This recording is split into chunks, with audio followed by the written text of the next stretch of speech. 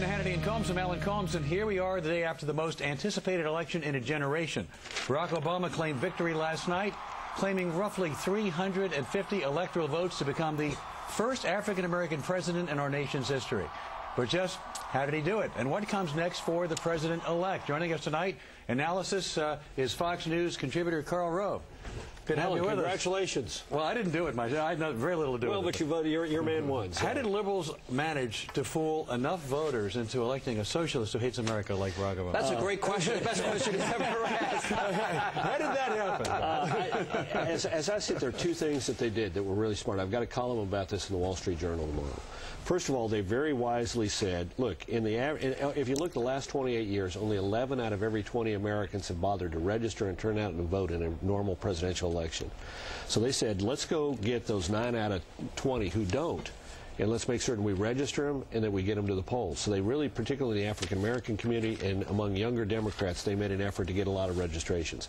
Now, the effort actually came up a little short among younger Democrats. They got, because they were roughly, younger voters were roughly the same percentage of the electorate that they were 4 years ago. But there were more Democrats, they got more votes for Obama out of that crowd than they got for Kerry. How responsible is George W. Bush and what his administration has left us for what happened? Well, look, if you want to look at it that way, let me put this in a little bit of a frame for you. Barack Obama got 1.5% more of the vote than did George W. Bush. He got 4 points better than John Kerry.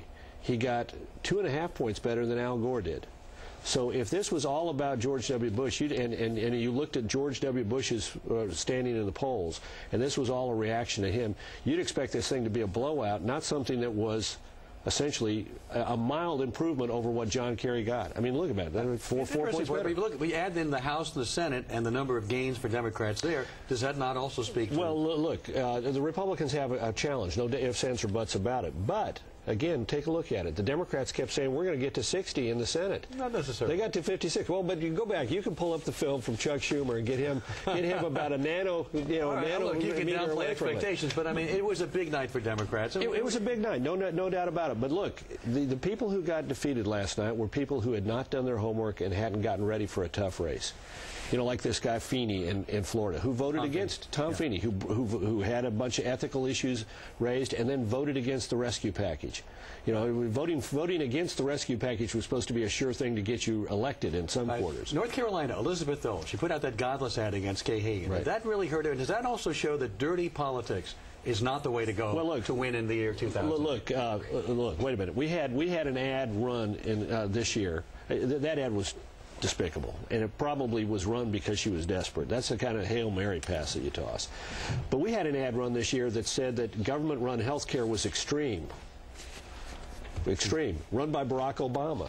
And we saw some really nasty ads at the presidential level with the name Barack Obama saying, I approve this message. So, look, there's a lot of negative campaigning done on both sides. You haven't been seeing the ads run by the National Democratic Senatorial Campaign Committee or the Democratic Congressional Campaign Committee. Barack Obama did well with every group. The only demographic group John McCain did very well with 65 and older. Is this a big problem for Republicans? No, the big problem for the Republicans is how well Obama did among the young voters. But again, go back to this. Look, this guy did 4 points better than John Kerry did. And if you look at it, where did he make an impact? There are two things he did. He went out and he got more African Americans to turn out to vote, and then he, led by his two Davids, David Floff and David Axelrod, went out there and got small but decisive and significant groups of the Republican electorate to come across to vote for him. They got, for example, 10 points better among frequent churchgoers than John Kerry did. They got 5 points better among independents than John Kerry did. They did better among Latinos than John Kerry did. Do you notice he's not interrupting you whenever you're saying good things? Yeah. Well, no, look at it. But let's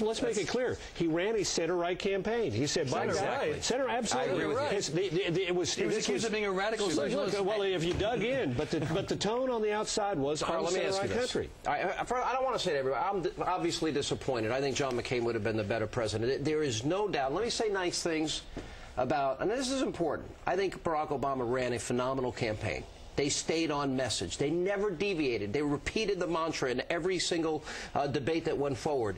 Those of us that care about race relations in this country, this is a tremendous step forward in terms of, having the first African-American president. This is a great thing for the country. I agree.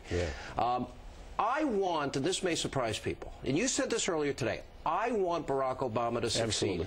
Absolutely. But this is what my fear is. I don't believe America knows the real Barack Obama, and here's my other fear.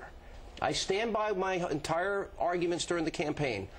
I do not believe, I think we saw a candidate that followed a script, and I think the real Barack Obama, I fear, is the guy that had these radical associations of 20 years. Are those suspicions justified? Look, we've now litigated those, and we need to, I think, I've seen how, I was there watching a president who was not received well by a significant number of the opposition, and who did not believe George W. Bush was legitimately elected president, and members of that party in the United States Congress acted accordingly, and it was bad for the country.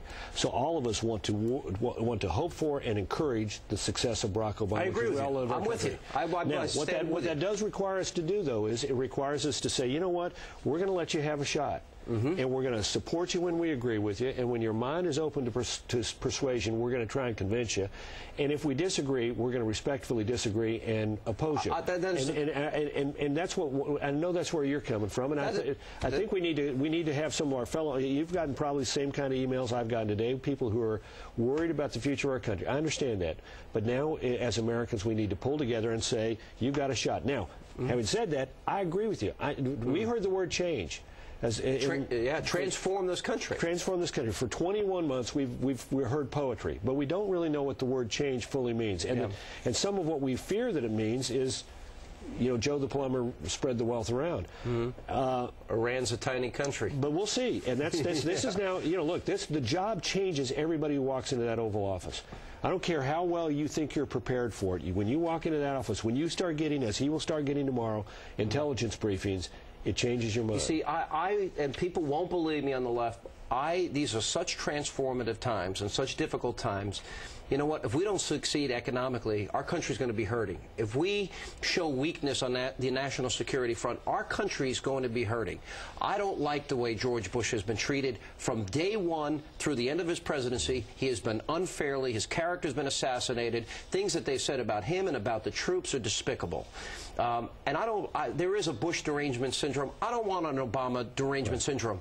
But based on, if he follows through on his stated promises, economically, I believe in my heart that would be disastrous. If he has to give in to the hard left, if he really is going to retreat and wave the white flag of surrender, we're in trouble. If America doesn't lead the cause of freedom and democracy.